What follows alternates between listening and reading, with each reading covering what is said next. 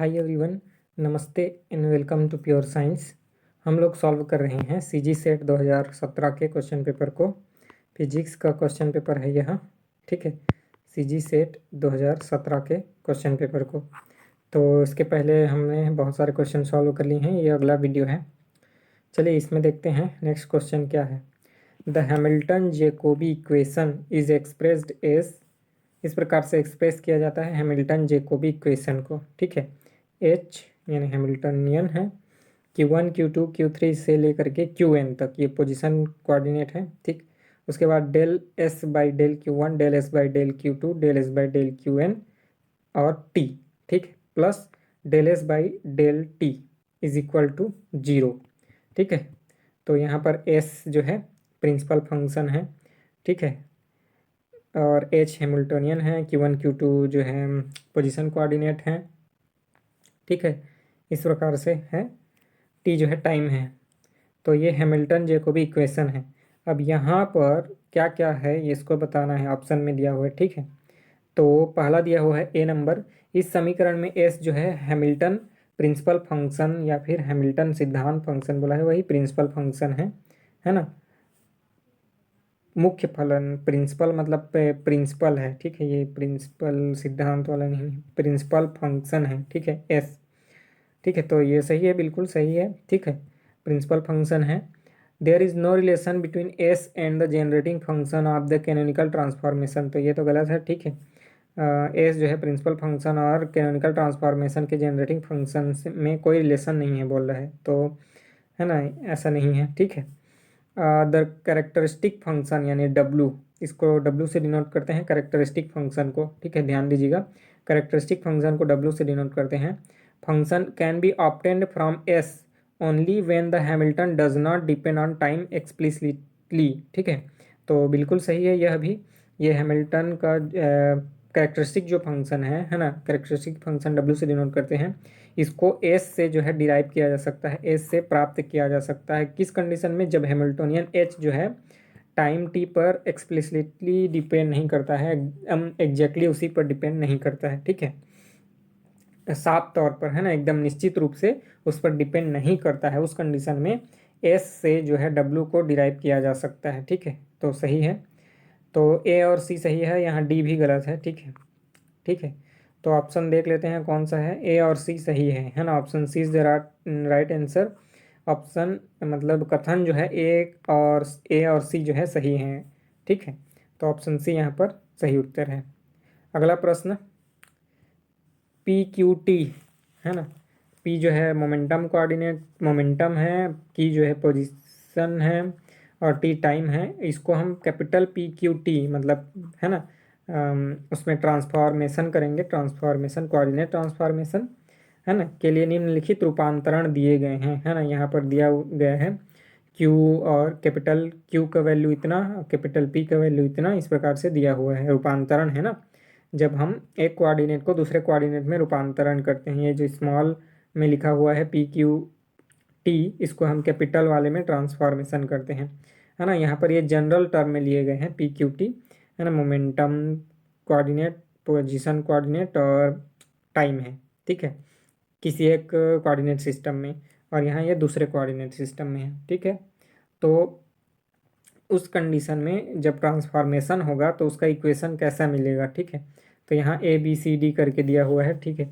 तो capital Q का value है 1/p और कैपिटल पी का वैल्यू है स्मॉल क्यू पी स्क्वायर, तो ये सही है, ठीक है। और ये बी नंबर भी सही है। क्यू इज इक्वल टू, है ना, log sine P upon Q, और capital P is equal to Q cot P, ठीक है।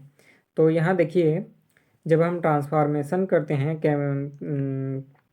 ट्रांसफॉर्मेशन, कोऑर्डिनेट ट्रांसफॉर्मेशन, तो ये वाला रूल फॉलो होना चाहिए, ये वाला रूल जो है फॉलो होना चाहिए, ये है ना, D F is equal to 0, जहाँ पर डी एफ का जो है वैल्यू ये होता है, ठीक है। Summation of J, summation of J small, small low या कैपिटल, है ना, ये दोनों लिया जा सकता है। पहले में स्मॉल दूसरे में कैपिटल, या फिर पहले में कैपिटल दूसरे में स्मॉल, है ना। क्योंकि दोनों का वैल्यू हो लास्ट में, यानी डी एफ का वैल्यू जो है 0 होना चाहिए, ठीक है। तो इसलिए यहाँ पर अगर 0 है तो इसको इधर लेके ट्रांसफ़र करें, है ना, और इसको माइनस करें तब भी वैल्यू जीरो होना चाहिए, या फिर है ना कैपिटल को पहले रखें स्मॉल को बाद में रखें तब भी वैल्यू जीरो होना चाहिए। ठीक है, तो क्या है, समेसन ऑफ जे मतलब सबका एडिशन है। ठीक है, क्या capital P J D Q J, है ना, डेल्टा क्यू जे है, मतलब डी डिफरेंशिएशन करना है, ये डी क्यू करेंगे अभी इसका, तो जो भी वैल्यू मिलेगा, और पी क्यू को इससे मल्टीप्लाई करेंगे। उसके बाद क्या करेंगे, उसके बाद माइनस है, फिर स्मॉल पी जे करेंगे और कैपिटल सॉरी स्मॉल पी जे और स्मॉल डी क्यू जे करेंगे। ठीक है, तो इसका वैल्यू जो है अब इसमें हम माइनस करेंगे तो जीरो के बराबर होना चाहिए। ये कैपिटल क्यू है, ये स्मॉल पी है, ये कैपिटल पी है, इधर स्मॉल क्यू है, पी और स्मॉल पी है, तो इसको जो है डिफरेंशिएशन करेंगे, डी क्यू करेंगे और पी को इधर मल्टीप्लाई करेंगे, फिर स्मॉल में पी रखेंगे और स्मॉल क्यू जे के रेस्पेक्ट में डिफरेंशिएशन करेंगे इसका। ठीक है, तो जो दोनों वैल्यू है उसको फिर घटाएंगे तो उसका वैल्यू जो है जीरो के बराबर आए, तभी जो है कैनोनिकल ट्रांसफॉर्मेशन होता है। ठीक है, ये ट्रांसफॉर्मेशन जो है अलाउड होता है, तो उस रूल को फॉलो यही करेंगे, यही दोनों, है ना, ए और बी, बाकी ये सी और डी नहीं करेंगे, इसीलिए ए और बी जो है सही है। ठीक है, तो किस ऑप्शन में है, तो ऑप्शन डी, ऑप्शन डी जो है यहाँ पर सही है। ए और बी जो है विहित रूपांतरण है, मतलब कैनोनिकल ट्रांसफॉर्मेशन है। क्यों कैनोनिकल ट्रांसफॉर्मेशन उसी को बोलेंगे जिसमें D F is equal to zero, जहाँ एफ का वैल्यू तो अभी आपने देख लिया है ना, summation of J is capital P J D Q J minus small P J small D Q J. ठीक है, डी क्यू जे, इसका वैल्यू जीरो के बराबर होना चाहिए। ठीक है, तो ऑप्शन डी सही उत्तर है। अगला प्रश्न है, सापेक्षिक विशेष सिद्धांत कहने का मतलब स्पेशल थ्योरी ऑफ रिलेटिविटी, है ना, in special theory of relativity momentum four vector and four force are expressed as, है ना, यहाँ पर नॉर्मल वेक्टर और फोर्स का बात नहीं हो रहा है, फोर वेक्टर और फोर फोर्स का बात हो रहा है। ध्यान दीजिएगा, इसको अच्छे से ध्यान से पढ़ना है क्वेश्चन को, उसके बाद आंसर करना होता है। ठीक है, तो आप यहाँ पर ध्यान से पढ़ेंगे क्वेश्चन को, तो बोल रहा है कि स्पेशल थ्योरी ऑफ रिलेटिविटी के अनुसार जो है momentum four vector, momentum vector जो होता है फोर वेक्टर और फोर फोर्स को किस प्रकार से एक्सप्रेस किया जाता है। ठीक है, तो यहाँ पर सी और डी सही है। ठीक है, फोर वेक्टर और फोर फोर्स को, है ना, मोमेंटम फोर वेक्टर है यहाँ पर P mu is equal to P X P Y P Z, है ना, और ये आई एम सी जो है टाइम से रिलेटेड है, और यहाँ पी, हाँ, इसके बराबर है पी मोमेंटम कोऑर्डिनेट है, आई ई अपॉन सी। ठीक है, और फोर फोर्स को इस प्रकार से दिया जाता है एफ म्यू, है ना, is equal to F upon root over one minus U square upon V C square, है ना, और I C F U F dot U upon root over one minus U square upon C square. ठीक है, तो ये दोनों सी और D जो है सही है, तो जिस ऑप्शन में है ये उसको हम चूज़ कर लेंगे, तो ऑप्शन बी है, सी और डी दोनों सही व्यंजक हैं। ठीक है, ध्यान दीजिएगा, सी और डी जो है दोनों सही हैं। अगला प्रश्न देखेंगे, अगला प्रश्न है, the following examples for constant motion are given, है ना, कॉन्स्टेंट मोशन का दिया हुआ है, तो कौन सा कॉन्स्टेंट मोशन है, इसको हमको ध्यान देना है, मतलब उसी को सेलेक्ट करना है। ठीक है, ए पैरेलल सॉरी एक particle constraint to move under gravity, है ना, on the inside of a vertical paraboloid of revolution whose vertex is downward is an example of non holonomic constant, है ना, नॉन होलोनॉमिक हम जानते हैं कांस्टेंट, है ना, कैसे कैसे होते हैं, सिलरियोनॉमिक, रियोनॉमिक, होलोनॉमिक, नॉन होलोनॉमिक, है ना, उसके बाद है कंजर्वेटिव, एक नॉन कंजर्वेटिव, है ना, या फिर उसी को डिसिपेटिव बोलते हैं, बाइलेटरल, यूनिलेटरल। ठीक है, ये 6 प्रकार के, सॉरी 8 प्रकार के होते हैं। ठीक है, तो इसमें पहला क्या बोल रहा है, ठीक है, एक चक्रण जिसका शीर्ष नीचे की ओर है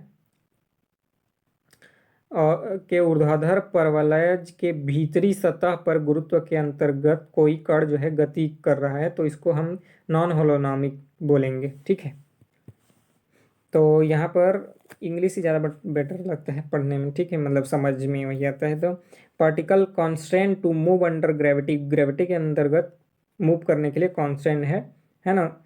एक पैराबोलाइड शेप के अंदर जो रिवोल्यूशन कर रहा है उसके वर्टेक्स, उसका वर्टेक्स नीचे की ओर है पैराबोला का, ठीक है।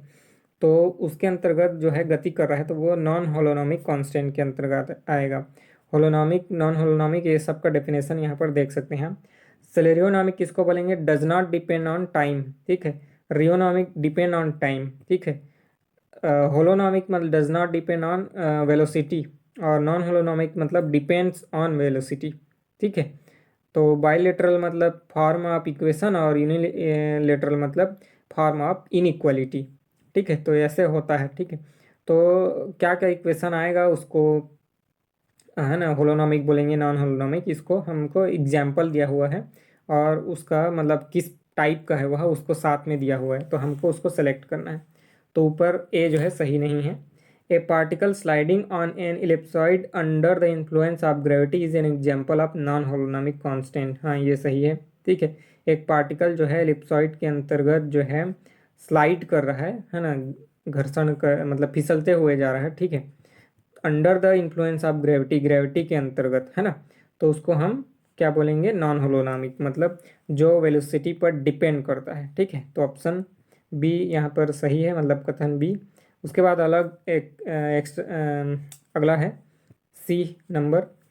ए sphere rolling and possibly sliding down an inclined plane is an example of holonomic. इस प्रकार से इंक्लाइंड प्लेन है तो इसमें जो है ऐसा स्फेयर टाइप का शेप का जो गोला है ऐसा रोल कर रहा है, लुढ़कते हुए ऐसे जा रहा है, और है ना पॉसिबली स्लाइडिंग मतलब फिसल भी रहा है, ठीक है, संभवतः फिसल रहा है, ठीक है, निश्चित नहीं पता लेकिन संभवतः फिसल रहा है, और साथ में जो है रोल भी कर रहा है, लुढ़क रहा है, ठीक है। तो यह होलोनॉमिक का एग्जाम्पल है बोल रहा है, ठीक है। तो होलोनॉमिक का एग्जाम्पल नहीं है। होलोनॉमिक क्या? जो does not depend on velocity, ठीक है, तो ये डिपेंड ऑन वेलोसिटी होगा, तो ये ऑप्शन सी नहीं है, ठीक है। अगला प्रश्न है a particle sliding down under the gravity on outside of an inverted vertical cone, है ना, इस प्रकार से इन्वर्टेड कोन है, ठीक है। तो इसके एक स्लाइड ऐसे साइड पर जो है स्लाइड कर रहा है कोई particle, is an example of holonomic constant, तो यह होलोनॉमिक कांस्टेंट का एग्जाम्पल है, तो सही है, होलोनॉमिक कांस्टेंट का एग्जाम्पल है। तो ए और डी जो है सही उत्तर है, सॉरी बी और डी जो है सही उत्तर है। तो ऑप्शन बी और डी सही है, ठीक है, ये डी सही है और बी नंबर ये सही है, ठीक है। तो बी और डी सही है, option B is the right answer, ठीक है। अगला प्रश्न है choose the correct statement from the following. Normal component of B is continuous at the interface separating two dielectric media. दो डाइलेक्ट्रिक मीडियम है, ठीक है, इस प्रकार से मान लेते हैं हम, दो डाइलेक्ट्रिक मीडियम है, इधर जो है म्यू ले लेते हैं, इधर म्यू टू ले लेते हैं, इसको वन ले लेते हैं। दो डाइलेक्ट्रिक मीडियम है, दोनों के डाइलेक्ट्रिक कांस्टेंट जो है अलग अलग है, ठीक है। उसका आप कुछ भी नाम दीजिए, म्यू है, सिग्मा, जो भी, तो वो दोनों का वैल्यू अलग अलग है। तो normal component of magnetic field, magnetic field का नॉर्मल कंपोनेंट जो है, ठीक है, ये जैसे ये दीवार है दोनों को अलग अलग करने वाला, दोनों मीडियम को, तो इसमें नॉर्मल कंपोनेंट है ना मैग्नेटिक फील्ड का, यहाँ पर ये बाउंड्री पर है ना इंटरफेस पर जो है क्या होगा, कंटिन्यूअस होगा कि नॉन कंटिन्यूअस होगा, क्या होगा, ठीक है। तो इसको चेक करने के लिए सभी जितने भी कथन दिए हुए हैं सभी को चेक करने के लिए एक फार्मूला होता है टेक एन एम सी, यहाँ पर लिखा हूँ, सबको डिटेल करके लिख दिया हूँ मैं, फार्मूला को ध्यान दीजिएगा। जैसे यहाँ पर मान लेते हैं ये हो गया, इधर एक है और इधर एक है, तो दोनों के जो बॉर्डर होता है वहाँ पर, ठीक है, सरफेस पर चेक करने के लिए ये take N M C, take N M C, ठीक है। तो ये transverse component of electric field is continuous, ठीक है, ट्रांसवर्स मतलब ये क्षैतिज वाला, ठीक है, transverse component of electric field is continuous, और normal component of magnetic field is continuous, ठीक है, बाकी सब डिसकंटिन्यूअस होते हैं, ठीक है।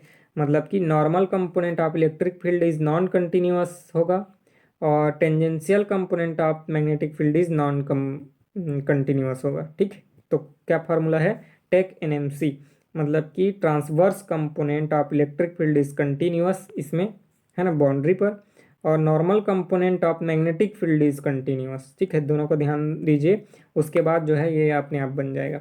ये बी जो है मैग्नेटिक फील्ड है, डी जो है इलेक्ट्रिक फील्ड है, उसके बाद ए, तो ये ए और दो जो है पढ़ के देखिएगा, ये दोनों ही सेटिस्फाई करेंगे, बाकी नहीं करेगा। ठीक है, तो इसलिए ए और सी जो है सही है यहाँ पर, option C is the right answer. ठीक है, तो यहाँ पर, यहाँ नीचे में शायद लिखा हूँ। ठीक है, ये फार्मूला होता है टेक एनएमसी, है ना, transverse component of electric field is continuous और normal component of magnetic field is continuous, और बाकी सब डिसकंटिन्यूअस। ठीक है, याद रख लीजिएगा। अगला प्रश्न देखते हैं। अगला प्रश्न है,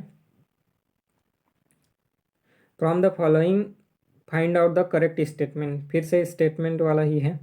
ठीक है, electric flux density is equal to number of electric flux density is equal to the number of electric field line per unit area passing through the area. सही है बिल्कुल, है ना, मतलब एक एरिया है, इसके पर यूनिट एरिया से जितने नंबर ऑफ इलेक्ट्रिक फील्ड ऐसे पास होंगे, है ना, उसी को इलेक्ट्रिक फ्लक्स डेंसिटी बोला जाता है। इलेक्ट्रिक फ्लक्स डेंसिटी का डेफिनेशन क्या है बोलने से, electric flux density is equal to the number of electric field lines passing through per unit area, है ना। ठीक है, तो इसी को बोलेंगे इलेक्ट्रिक फ्लक्स डेंसिटी। तो यहाँ पर ए जो है सही है। अगला बोल रहा है, electric potential is curl of electric field. Electric potential V जो है ना, ये electric potential is curl of electric field, मतलब ये क्रॉस ई ऐसे होता है बोल रहा है। ठीक है, तो ऐसे नहीं होता। ठीक है, मतलब E is equal to minus del V होता है। ठीक है, मतलब electric field is negative gradient of the potential होता है। ठीक है, मतलब potential is equal to curl of E नहीं होता, बल्कि electric field is equal to negative gradient of electric potential. ठीक है, electric field is negative gradient of electric potential, तो ये है होता है। ठीक है, तो ये भी सही, ये सही नहीं है। सी नंबर भी सही नहीं है। समविभव पृष्ठ के संगत किसी कण को गतिशील करने में कार्य की कुछ मात्रा की आवश्यकता नहीं होती है। ठीक है, मतलब कि ऐसा समविभव पृष्ठ है, तो एक जगह से दूसरे जगह पर ऐसे पार्टिकल को ले जाने के लिए, है ना, किसी भी प्रकार के ऊर्जा की आवश्यकता नहीं होती है। तो ये भी गलत हो जाएगा, यहाँ पर होती है बोला है, जबकि नहीं होता है। अगला है, वैद्युत क्षेत्र रेखाएं धन आवेश से प्रारंभ होती हैं और ऋण आवेश पर समाप्त होती हैं। बिल्कुल सही है, तो ए और डी जो है सही है ना। ऑप्शन ए में दिया हुआ है कि ए और डी जो है सही है, बाकी सब गलत है। ठीक, अगला प्रश्न है ना, जब कोई पदार्थ विस्तरित शैथिल्य पास दर्शाता है ना, when a material exhibit wider hysteresis loop, ये जो लूप बनता है ना, तो ये जो है चौड़ा होता है, मतलब जितना ज़्यादा चौड़ा होता है। The material is said to be a material that has, अगर किसी का ये हेस्टेरिस लूप जो है बहुत चौड़ा है, ठीक है, तो मटेरियल को क्या बोलेंगे, material has higher resistivity, higher, हाँ, हायर रेजिस्टिविटी, उच्चतर जो है प्रतिरोध होता है उसका। ठीक है, उसका प्रतिरोध हायर होता है। और उच्चतर अवशेष चुंबकत्व, मतलब कि रेसिडुअल मैग्नेटिज्म उसमें ज़्यादा होता है। जितना ज़्यादा चौड़ा उतना ज़्यादा मैग्नेटिज्म को है वह स्टोर करके रखता है। ठीक है, रेसिडुअल मैग्नेटिज्म को, तो बिल्कुल सही है, ए और सी सही है ना। प्रतिरोध ज़्यादा होगा और उसका अवशेष चुंबकत्व मतलब रेसिडुअल मैग्नेटिज्म सबसे ज़्यादा होगा। ठीक है, तो ए और सी सही है, यहाँ पर दिया हुआ है ऑप्शन बी, ए और सी जो है सही है। अगला प्रश्न है, यहाँ एक तरफ जो है नाम दिए हुए हैं नियम के, जैसे चार्ल्स नियम, सॉरी एम्पियर नियम, गॉस नियम, बायो-सेवर्ट नियम, और उधर फॉर्मूला दिया हुआ है लिस्ट बी में, तो मैच करना है कहने का मतलब। ठीक है, तो देखिए एम्पियर सर्किटल लॉ क्या होता है, integration of B D L, B जहाँ पर मैग्नेटिक फील्ड है, डी जो है, डी एल जो है लेंथ है, ये वायर का छोटा सा कोई पार्ट लेते हैं हम, है ना, स्मॉल कंपोनेंट, उसका लेंथ है डी एल। इसका वैल्यू होता है म्यू जीरो इंटू आई, इस वायर में बहने वाली करंट और म्यू जीरो का मल्टीप्लिकेशन। ठीक है, तो ये एम्पियर सर्किटल लॉ है। तो ऑप्शन ए का जो है यहाँ पर मतलब चौथा नंबर हो जाएगा। उसके बाद बायो सेवर्ट का नाम नियम जो होता है, magnetic field B is equal to mu zero I upon 4 pi होता है इंटीग्रेशन ऑफ, है ना, D L into V upon R square. ठीक है, ये भी सही है। ठीक है, तो सी का बी हो गया, ए का 4 हो गया, सी का 2 हो गया और ए का 4 हो गया। और आप गॉस गॉस लॉ को जानते हैं, divergence of E is equal to rho upon epsilon zero, है ना, यहाँ ये 60 नहीं है, एप्सिलॉन जीरो है। Divergence of E is equal to rho upon epsilon zero, और कूलॉम नियम तो जानते ही हैं, 1/4 pi epsilon zero Q1 Q2 upon R square. ठीक है, तो बिल्कुल सही मैच है। डी का 1 हो गया, सी का 2 हो गया, बी का 3 हो गया और ए का 4 हो गया। ठीक है, तो ये ऑप्शन ए का 4, बी का 3, सी का 2 और डी का 1 सही है, ऑप्शन बी। ठीक है, तो इस वीडियो में इतना ही रखेंगे। आपके कोई डाउट हो तो आप कमेंट करके पूछिएगा। ठीक है, बाकी के प्रश्नों को अगले वीडियो में सॉल्व करेंगे। मिलते हैं अगले वीडियो में, तब तक के लिए नमस्ते, थैंक यू।